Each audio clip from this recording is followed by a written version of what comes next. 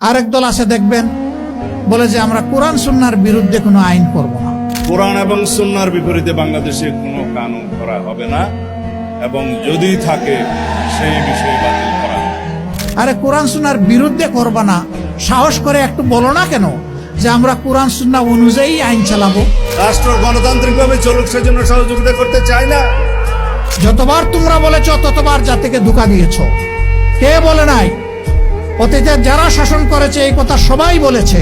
এই পচা সমাজটাকে পাল্টে দিতে চাই ইনশাআল্লাহ। আপনাদের কি বিশ্বাস হয় যে আমরা পারবো? ইনশাআল্লাহ আমরা পারবো বিইজনিল্লাহ।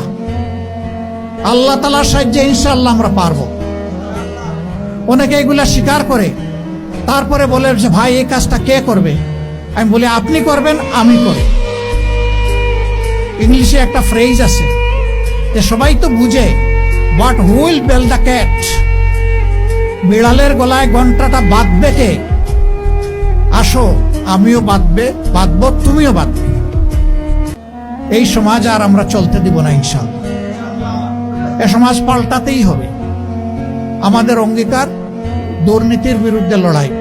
আসমানে দুর্নীতি উঠে বসে আছে, টেনে এই দুর্নীতিকে জমিতে নামাতে হবে ইনশাআল্লাহ।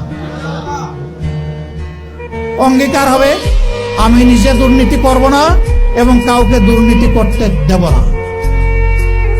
এটা হবে আমাদের অঙ্গীকার। এই দুর্নীতিগুলার সবচাইতে বড় দুর্নীতি হলো 5 বছর পর পর ইলেকশনের মহড়া হয় আর কিছু ডাকাত এসে আপনাদের ভোট ছিনতাই করে।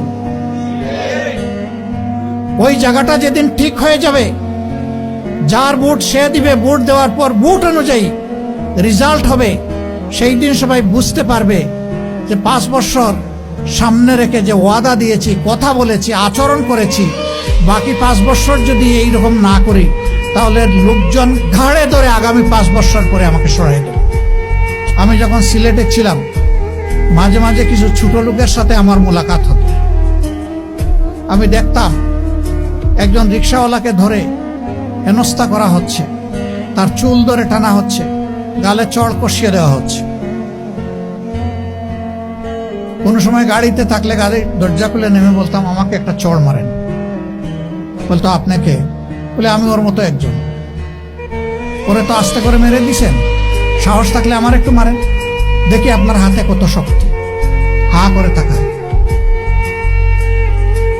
কি করেছে ও? ওই যে 10 টাকার জায়গায় 20 টাকা চেয়েছে ভাড়া। আমি আপনার পকেটে হাত দিয়েছিল? কয় না, তা দেই। ছুরি ধরে গলায় যদি আইসা বলতো যা আছে খুলে দে, হাইজাকার এসে তখন কি করতেন? কিছু বলে না। আমি বললাম তখন বাপ বাপ ডেকে তার হাতে সবকিছু তুলে দিতেন। আর তার রিক্সায় আপনি বসেছেন, সে তার রক্তকে পানি করে ঘাম জড়িয়ে আপনাকে টানে এই জায়গায় এনে আপনাকে হাজির করেছে, পৌঁছে দিয়েছে। এখন 10 টাকার জায়গায় 20 টাকা চেয়েছে, আপনার মাথা গরম হয়ে গেছে। হ্যাঁ, আপনার পকেটে সেই পরিমাণ টাকা না থাকতে পারে, বুঝাইয়া বলুন ভাই এটাই তোমার ভাড়া, এর বেশি আমার কাছে নাই। আপনি ওর গায়ে হাত দিতে গেলেন কেন? আপনার হাতে খুব শক্তি, তো মারেন দেখি, এখন আমাকে মারেন। ওই যে আমাকে ক্ষমা করে দেন। আমি ক্ষমা আর কাছে চাইতে হবে না, ক্ষমা ওর কাছে চাও। চড় আপনি আমাকে মারেন নাই, আপনি যারে চড় মেরেছেন তার কাছে আপনাকে ক্ষমা চাইতে হবে। ক্ষমা চাইছে। আমি বলি ঠিক আছে, আপনার আর 10 টাকা বাড়তি দেওয়া লাগবে না, আপনি যান। আমি তখন ওই রিক্সা চালক ভাইটাকে বুকে জড়িয়ে বলতাম ভাই তুমি মনে কষ্ট নিও না, সকল মানুষ সমান নয়। এই নাও আমার সঙ্গতিতে সামান্য একটু উপহার তোমার বাচ্চাদের জন্য দিলাম, এটা খুলে দেখো না যে কত দিয়েছি, তুমি নিয়ে যাও। ঘরে যখন ফিরবে তোমার বাচ্চাদের জন্য কিছু কিনে নিও।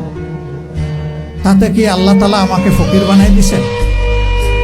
আল্লাহ তো সম্মানের সাথে আমাকে রেখেছেন। আমি সমাজের মানসিকতার কথা বললাম। হয়তো আলহামদুলিল্লাহ এখানে যারা উপস্থিত আছেন তারা কেউ এমন না, কিন্তু সমাজে এমন চরিত্রের লোক আছে তো নাই? আছে। উনি অফিসে গিয়েছেন তার একটা ন্যায্য কাজের জন্য। অফিসে যিনি বসে আছেন সরকার তাকে বেতন দেয়, তার তো ওখানে কোনো টাকা পয়সা লেনদেন করার কথা না। কিন্তু সেখানে অনেক সময় ওরা চাইয়েও নেই, আবার নিজে খুশি হইয়া আগ বেড়ে দিয়ে দেয়।